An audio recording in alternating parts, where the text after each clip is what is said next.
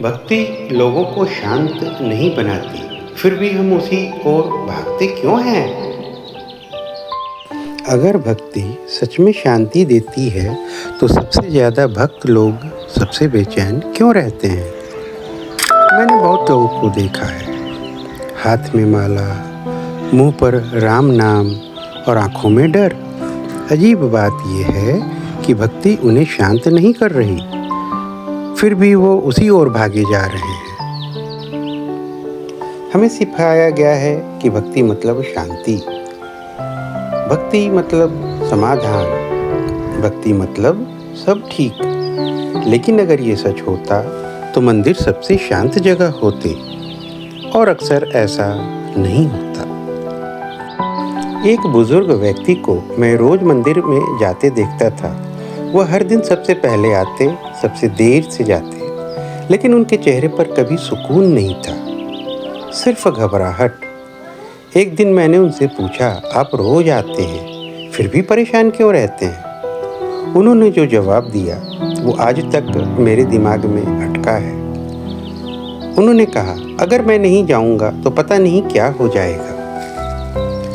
यहीं पर भक्ति टूटती है। जब भक्ति प्रेम नहीं, सुरक्षा कवच बन जाती है, तो वो शांति नहीं और डर पैदा करती है। गीता में कृष्ण बार बार कहते हैं, डरो मत। उन्होंने ये नहीं कहा और ज़्यादा पूजा करो। डर और भक्ति एक साथ नहीं चलती। आज हम भक्ति का इस्तेमाल जीवन से भागने के लिए करते हैं। जब फैसले लेने हों, जब कहते हैं भगवान देख लेंगे, जब जिम्मेदारी उठानी हो, हम कहते हैं सब उनकी इच्छा है। भक्ति मेरे अनुसार वह भाव है जिसमें बिना मांग की इच्छा के अपने इष्ट को, अपने आप को पूर्ण समर्पित कर देना। भक्ति बिना प्रेम के नहीं होती, और प्रेम देने से उपजता है और प्रगाढ़ होता है। प्रेम मांगने की चीज़ नहीं है।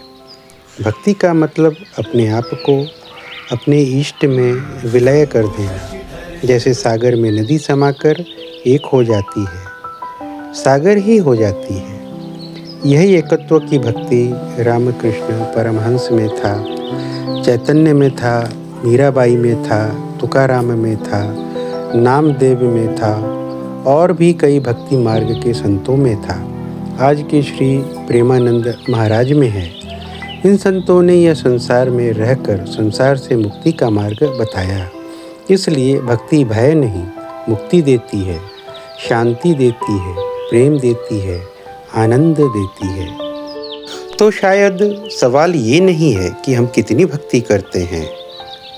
सवाल ये है, क्या हमारी भक्ति हमें जिम्मेदार बना रही है या सिर्फ सुरक्षित महसूस करा रही है? सोचिएगा।